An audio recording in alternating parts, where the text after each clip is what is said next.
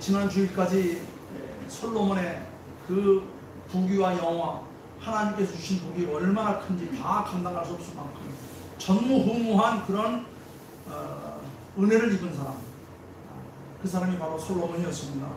그런데 그가 하나님 앞에 징계를 받아서 그 왕위가 다 부서지고 그의 자손들이 고난을 당하는 그런 일이 시작이 됩니다. 열왕기상 3장에 보게 되면 솔로몬은 첫째로 하나님을 사랑하였고, 제가 지난주에 낙하했죠. 솔로몬은 첫째로 하나님을 사랑하였고, 두 번째는 그의 아버지 다윗의 법도를 잘 행하였으며 산당에서 제사하며 분향하여 일천번제를 드렸더라.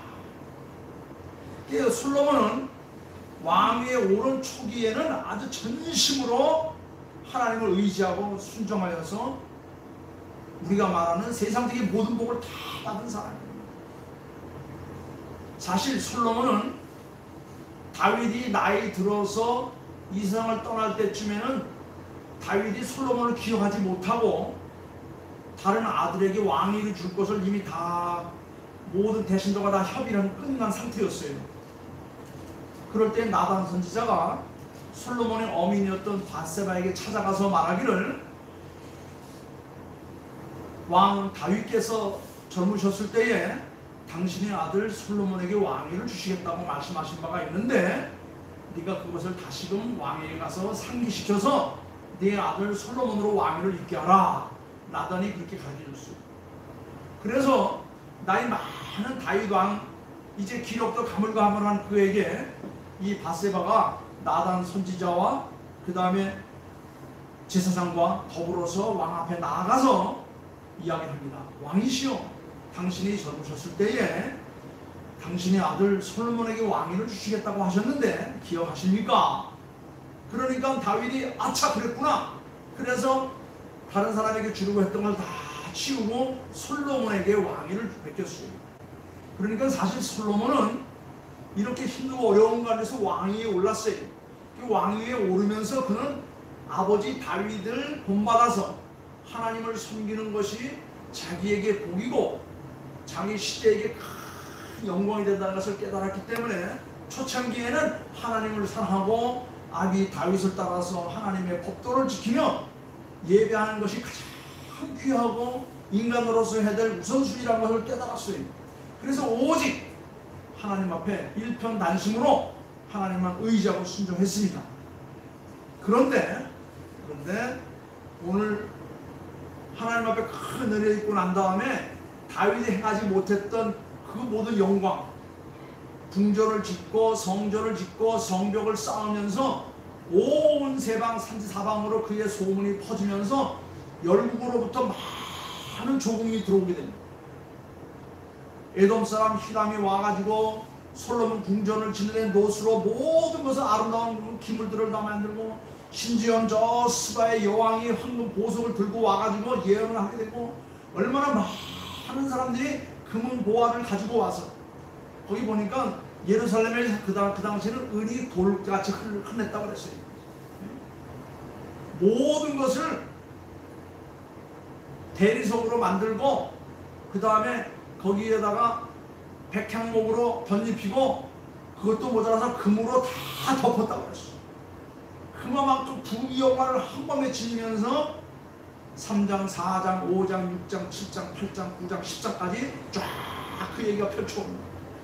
그러면서 여기 이제 나오겠지만 3장에 보게 되면 바로 앞에 10장에 보게 되면 14절 말씀에 솔로몬이 수입하는 금의 무게가 쫙 나옵니다. 솔로몬 왕의 재산과 지혜가 얼마나 많은가가 기록됩니다. 솔로몬의 병고와 마병이 얼마나 많은가, 솔로몬의 궁전에 채워지는 그 수많은 보화들이 얼마나 많은지, 그러면서 덩달아서 열국의 많은 막강한 나라들과 정략 결혼을 하면서 그곳의 여인들을 하나씩 둘씩 다 채워오기 시작했어요. 그러다 보니까 이게 마음이 자꾸 하나님에게서 멀어지는 거예요. 세상의 욕심으로 채워지기 시작한 거예요. 하나님으로부터 마음이 떠난 솔로몬은 결국 하나님의 진노와 그의 그와 그의 자손들에게 하나님의 채찍이 온다는 사실을 까맣게 잃어버리면서 오히려 세상에게 마음을 빼앗겨버립니다. 오늘 이 본문 말씀을 가만히 읽어보면 가장 많이 나오는 단어가 무슨 단어냐면 이 마음이라는 단어예요. 마음을 빼앗겼다. 마음을 빼앗겼어. 세상의 마음을 빼앗겼어. 여인에게 마음을 빼앗겼어. 하나님에게서부터 마음이 떠나갔다고 말했습니다. 정략 결혼을 했습니다. 왜 정략 결혼을 했지요? 자기가 이룬 모든 부와 귀와 영광이 빼앗겨질까봐 세상 사람들과의 이 인간관계를 맺은 거예요. 그 가장 중요한 방법이 정략 결혼이었습니다. 이렇게 정략 결혼을 하면서 이방 여인들과 통혼을 금지한 법을 어기게 됩니다. 하나님께서 솔로몬에게 내가 부귀와 영광을 다 주겠다. 그러나 내가 너에게 한 가지 부탁할 것이 있는데 만일 하나님에게서 마음이 떠나가고 이방신을 섬기게 되면 여지까지 죽었던 거 다 무효하더라고요. 뿐만 아니라 네 자녀손들에게도 그것이 해당되지 않을 것이다. 이런 말씀을 수도 없이 암시해 주었어요. 그런데도 불구하고 자기의 권세가 자기의 부와 세력이 점점 커지니까 이거를 어떻게 감당할 것인가 인간적인 자꾸 생각이 드는 거예요. 인간적인 계산이 드는 거예요. 세상의 합리적인 사고와 이성적인 것으로 모두 해결하려고 하는 겁니다. 가장 좋은 방법은 이웃들과 타협하는 거예요. 그러기 위해서는 정략결혼을 할 수밖에 없었습니다. 그러다 보니까 하나님께서 그만 이방의 여인들과 통혼하면 안 된다라고 하는 말씀을 정면으로 얻게 됩니다. 결국 여인들에게 집착했던 솔로몬은 오늘 본문에서 뭐라 그랬어요? 수백 명의 이방 여인들을 아내로 맞이하면서 결국 하나님의 법을 어기게 되었고 결국 하나님 앞에 불순종의 죄를 짓게 되는 겁니다. 그 후 그 이방 여인들의 미혹을 받아서 하나님으로부터 멀어지면서 그는 마침내 우상 숭배자가 되는 겁니다.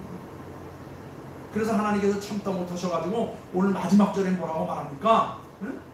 13절 말씀에 오직 11절부터 그 말이 나오죠. 하나님께서 솔로몬에게 말씀하시되 네가 이러한 일이 있었고 또 네가 내 언약과 내가 네게 명령한 법을 지키지 아니하였으니 내가 반드시 이 나라를 네게서 빼앗아서 네 신하에게 주리라. 12절 그러나 네 아버지 다윗을 위하여 네 세대에서는 이 일을 행하지 아니하고 네 아들의 손에서 빼앗으려니와 오직 내가 이 나라를 다 빼앗지 아니하고 내 종 다윗과 내가 택한 예루살렘을 위하여 한 지파를 네 아들에게 주리라. 이건 왜 이렇게 말씀하신지 아십니까? 이미 창세기 3장 15절에서 여인의 후손을 통하여 내가 구원할 자를 보낼 것이다 라고 하는 말씀. 그래서 그 정통 위를 이어가기 위해서는 다 없애버릴 수는 없고 그 한 가지의 그 줄기만을 이어가겠다는 겁니다. 그래서 한 지파 그리고 예루살렘을 위해서 한 지파를 세워서 내가 장차 죄악에 빠져있는 인류를 구원하기 위한 메시아를 내가 그를 통해서 오게 할 것이다. 그걸 내가 지켜갈 것이다. 이거는 내 조상 다윗의 하나님, 야곱의 하나님, 이삭의 하나님, 아브라함의 하나님, 그 하나님이 약속하신 바를 이루기 위해서 내가 다 없애지는 않고 그루터기를 남기고 내가 그 뿌리를 남겨서 마침내 구원을 이루어요. 이 구원사가 여기 흐르는. 그래서 13절 말씀이 아주 굉장히 중요한 의미가 담겨져 있어요. 오직 내가 이 나라를 다 빼앗지 않냐고 내 종 다윗과 내가 허락한 예루살렘을 위하여. 여기 예루살렘은 뭘 말하는 거죠? 새하늘과 새 땅, 구원받은 하나님의 백성들, 예수를 나의 구주로 고백한 하나님의 자녀들, 내가 그를 위하여 한 지파를 내가 남겨서 그걸 이어가겠다. 이렇게 하시면서 하나님께서 이 하나님의 율례 법들을 어긴 이 솔로몬을 칭찬하는 장면이 나타납니다. 자, 그렇습니다. 여러분, 우리 인간의 마음은 그 무엇보다 연약한 거예요. 정말 지키기 힘든 게 우리의 마음이죠. 그래서 이 연약한 마음을 지키기 위해서는 우리가 어떻게 해야 됩니까? 다른 방법이 없어요. 1절부터 3절 말씀을 보니까 미혹의 대상을 경계하고 미혹거리를 우리에게서 멀리 떨어뜨려야 돼요. 어울리면 안 돼요. 함께하면 안 됩니다. 오늘 권사님들하고 오다가 그랬죠. 지난 주간에 누가 돌아가셨어요. 근데 그가 돌아가게 된 원인이 휠체어가 언덕에 굴러가지고 그렇게 그것이 화가 되어가지고 결국 돌아갔다고 했는데, 만약 그것을 누군가가 밀어서 했다든가 어떤 누군가가 붙여서 했다, 막 그 사람은 아마 인생을 망쳤을 거예요. 어울리면 안 돼요. 악과 어울리면 안 됩니다. 불의와 함께하면 안 됩니다. 세상과 타협하면 안 되는 거예요. 그러면 그것이 내게 불똥이 튀어서 엄청난 화가 내게 오는 겁니다. 죽는 그날까지 괴로움을 당하는 거예요. 여기 볼수 말씀이 그렇습니까? 미혹의 대상을 경계해야 되는 거예요. 멀리 해야 되는 겁니다. 1절부터 3절 말씀 우리가 한번 보겠습니다. 솔로몬이 바로의 딸 외에 이방의 많은 여인을 사랑하였으니 곧 모압과 암몬과 에돔과 시온과 헷 여인이라. 여호와께서 일찍이 이 여러 백성들에게 대하여 이스라엘 자손에게 말씀하시기를 너희는 그들과 서로 통하지 말며 그들도 너희와 서로 통하지 말게 하라. 그들이 반드시 너희의 마음을 돌려 그들의 신들을 따르게 하리라 하셨으니 솔로몬이 그들을 사용하였더라. 왕은 후궁이 700명이요 첩이 300명이라. 그의 여인들이 왕의 마음을 돌아서게 하였더라. 그렇습니다. 미혹의 대상. 여러분, 남자는요 나이 먹으면 먹을수록 더 힘없어요. 여자들에게 마음이 휘둘릴 수밖에 없어요. 요새는요 나도 모르게 우리 집사람 하자는 대로 그냥 다 하나 나요. 설거지하면 설거지하고 망치 붙이고 어디 갔다 오면 갔다 온다고.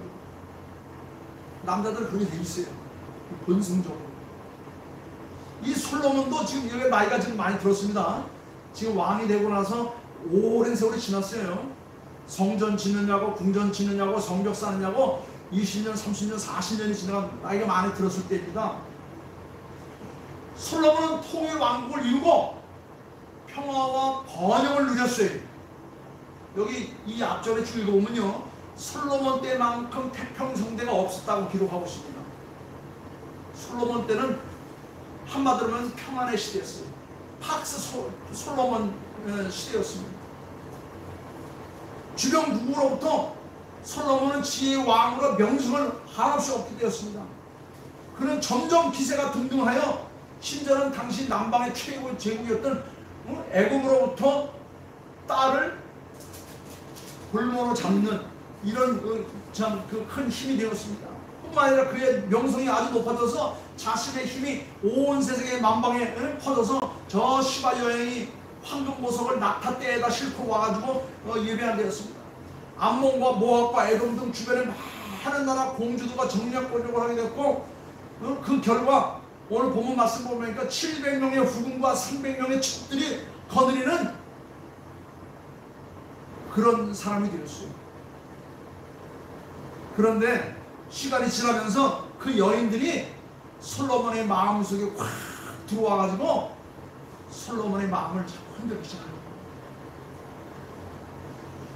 또 그 여인들이 가지고 온 자기 나라의 습성과 관습들과 그런 그 풍습들을 다 가지고 들어와가지고 이 솔로몬이 그들에게 자꾸 치우치는 거예요.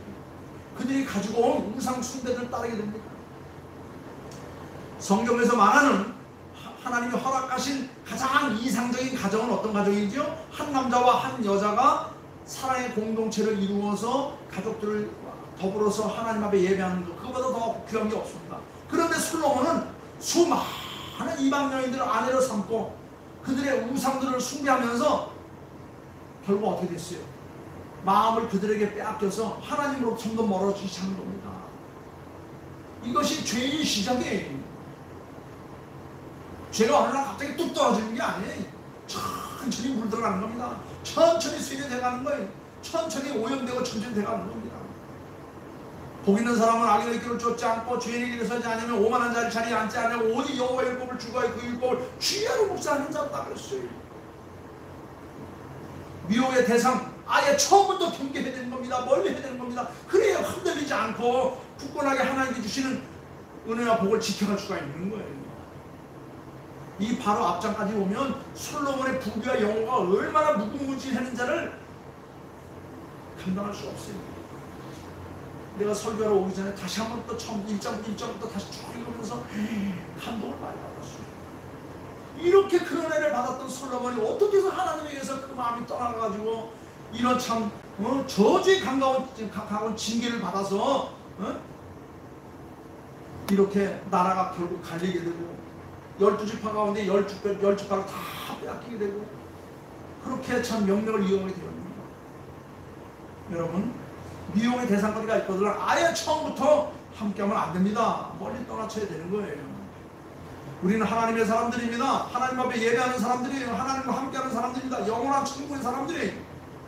비록 우리가 세상에 몸담고 살고 있고 먹고 마시는 것으로 저들의 신세를 짓고 있다 할지라도 항상 우리는 영적 자존심을 세우면서 하나님의 사람으로 굳건하게 이 길을 가야 될 사람들이에요. 믿음을 잃지 마시기 바랍니다. 저들에게 끌려다니면 안 됩니다. 두 번째는 4절부터 8절에 있는 말씀을 보게 되면 하나님의 명령을 지켜야 되는 거예요. 4절부터 뭐라 했습니까?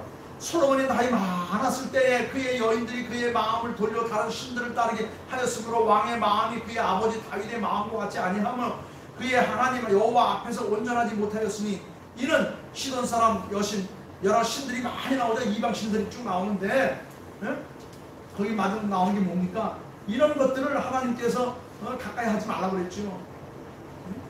그렇게 하지 말라고 그랬어요. 이 말씀들이 앞에 보면 쭉 많이 나옵니다. 여기 보면 결국 그들과 함께 하지 말라고 많이 하나님께서 수시로 나타나셔가지고 경계하셨어요. 네 아버지의 그 행실을 따라서 모세를 통하여 내게 준 그 율례 법도를 떠나지 말고 내가 내게 준 그 은혜 안에서 살라고 말씀하셨어요. 그런데 솔로몬은 그 명령을 지키지 못했습니다. 솔로몬의 타락은 곧 이스라엘 백성들의 고통으로 나타났어요. 솔로몬은 하나님의 가장 미워하시는 우상 숭배를 어떻게 했어요? 묵인했습니다. 방조했습니다. 그리고 거기에 함께 동참하게 되는 거예요. 그래서 모든 백성들은 왕이 그러니까 백성들이 무슨 죄가 있습니까? 시돈 사람들이 음란하게 섬기던 아스타롯을 숭배합니다. 아스타롯은 가나안 사람들이 섬기던 여신으로서 이 아스타롯은 다산과 풍요, 사랑과 쾌락을 주관하는 그런 신이에요. 그 다음에 암몬 사람들이 섬기던 이 말곰, 몰렉이라고 말하는데 이거는 인신공양, 자식들을 불태워서 자기 신들에게 바치는 이런 아주 참 못쓸 그런 신들이에요. 아버지 다윗은 온전히 하나님을 따랐어요. 다윗을 가르쳐서 뭐라고 그랬죠? 하나님의 마음에 합한 사람이라고 그랬잖아요. 하나님 마음에 합한 사람. 어렸을 때 솔로몬은 아버지를 보고서 하나님 제일주의로 살았어요. 그런데 아버지가 돌아가시고 나서 자기가 왕이 되고 주변에 이방 여인들로 가득 채워지다 보니까 아버지 다윗의 하나님은 보이지 않고 이방 여인들이 섬기던 신들만 보이는 거예요. 그러다 보니까 점점점 자기의 삶 속에서 하나님을 섬기는 것이 멀어져 가고 마는 겁니다. 아버지 다윗 왕의 온전한 하나님 자꾸 멀어지고 아들 솔로몬은 하나님 앞에 뭘 했어요? 악을 행하였다. 후반기에 보게 되면 아버지 다윗 왕의 하나님 섬김과 아들 솔로몬 왕의 악을 행한 일들이 계속 반복해서 교차하며 나옵니다. 마음이 하나님에게서 떨어지면 하나님의 법을 잃어버리게 돼요. 하나님의 법을 무뎌져서 결국 불순종의 삶을 살게 되는 겁니다. 그게 죄를 짓고도 뭐가 죄인지를 몰라요. 그게 죄인데 그걸 모르고 삽니다. 여러분, 우리가 뭐가 죄입니까? 하나님을 모르는 게 죄예요. 하나님 모르는 거.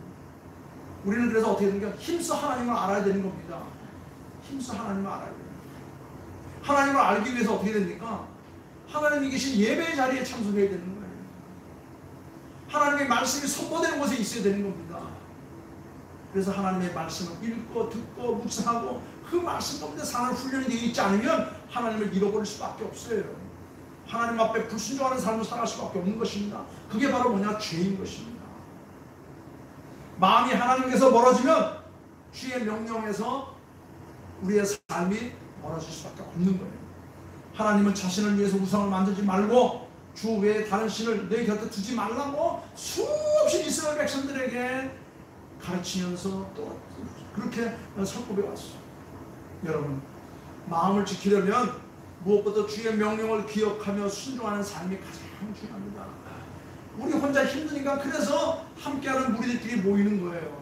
그래서 함께 모여서 예배하는 겁니다. 서로 격려하고 도와주고 붙들어주면서 함께 살아가는 겁니다. 이게 바로 예배의 삶이에요. 마음을 지키려면 주의 명령을 기억해야 됩니다. 지지난 주간에 성탄절 특선으로서 코바디스라는 영화를 했죠. 내가 교회도 보라는데 거기 보면 그 고난과 역경 가운데 그 환난 가운데서 믿는 사람들이 똘똘 뭉쳐서 그 암흑한 동물 속에서 모여서도 뭐 했습니까? 하나님의 말씀을 듣기 위해서 주의 종을 불러다가 예배의 삶을 살았던 겁니다. 하나님의 말씀을 지켜야 되는데 결국 솔로몬은 그렇게 하지 못했어요. 마지막은 뭐냐? 정말 두려운 것인데 하나님의 징계가 두려운 줄 알아야 되는 거예요. 하나님 무서운 줄 알아야 되는 겁니다. 충신열사는요 나라법이 무서운 줄 알아요. 지금 법이 엉망이니까 국민들이 그냥 저렇게 놔두고 나라가 그냥 힘들지 않습니까?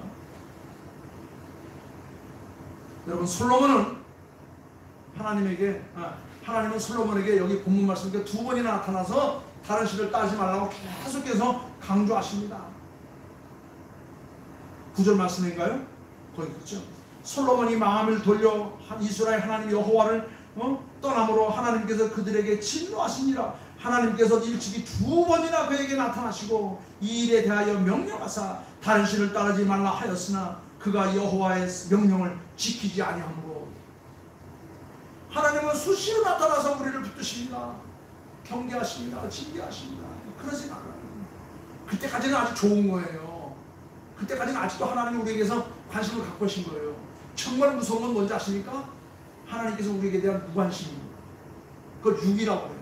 아예 관계하지 않는 것. 자식은 때려서라도 바른 길을 가게 합니다. 그러나 남의 자식은 아예 관계하지도 않지요. 다른 신을 따르지 말라고 두 번씩이나 나타나서 신신당부를 합니다. 그런데도 불구하고 그는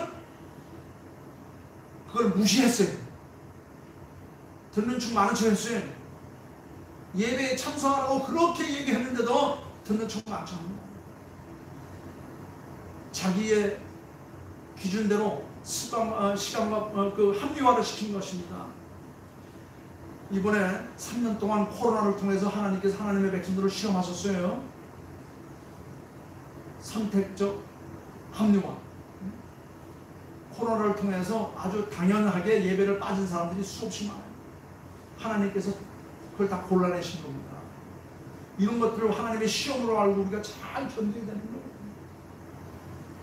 주의 명령에 불순종하는 솔로몬, 하나님께서는 그의 손을 끝까지 붙잡으시면서 돌아오라, 비우치라. 내가 네 아버지와 약속한 바가 있다. 그래도 네가 나를 떠나려고 하느냐? 그러면서 하나님께 다시 한번 경험합니다.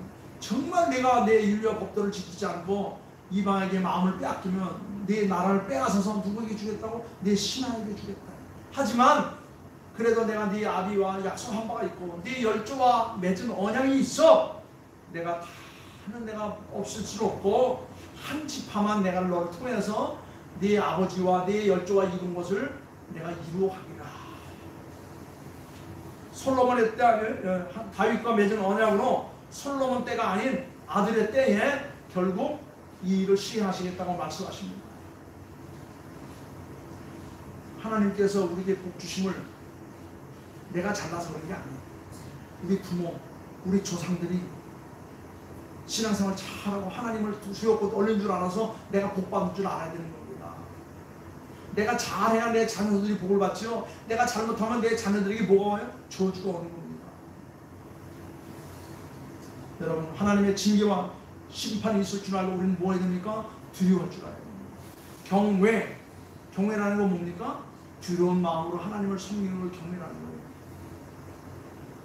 우상 숭배하는 자들을 하나님께서 징계하신 이유는 뭡니까? 다시 주님께로 돌아오게 하려고 하는 하나님의 마지막 간구책이에요.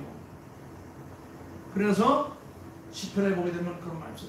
하나님은 마음이 상한 자를 가까이 하시고 중심으로 통회하는 자를 구원하신다고 했어요.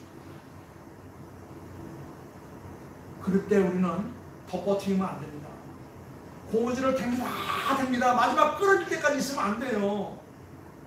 빨리 다시 돌아야 되는 겁니다. 딱 끊어지게 되면 완전히 나가버리거나 하면 그 다음에는 방법이 없어요.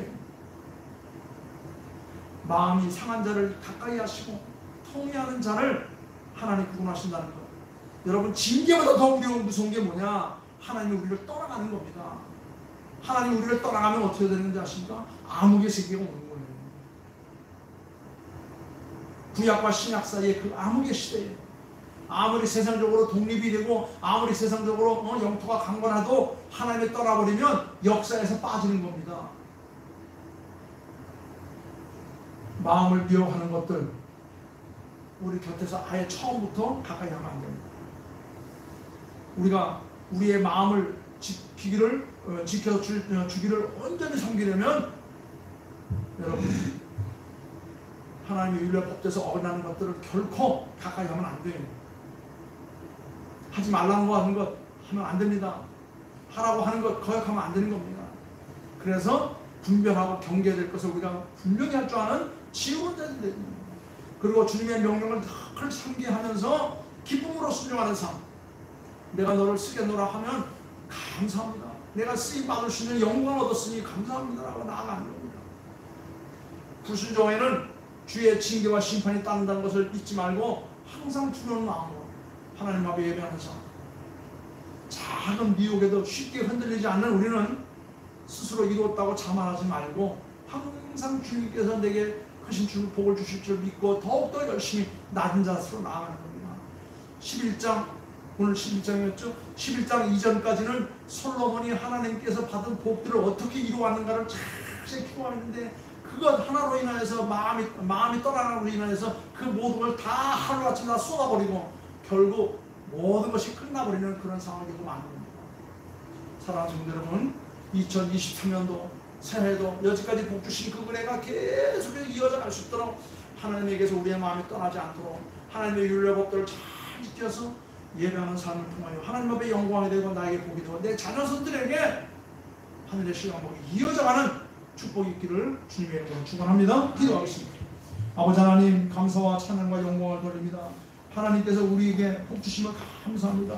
솔로몬은 왕이 될 수 없는 그런 자리에 있었지만 하나님의 은혜로 주변의 많은 사람들의 참 도움과 기도로 왕이 되었습니다. 왕이 될 뿐만 아니라 하나님께서 복 주시어서 전무후무한 그런 영광을 얻으면서 일을 해왔습니다.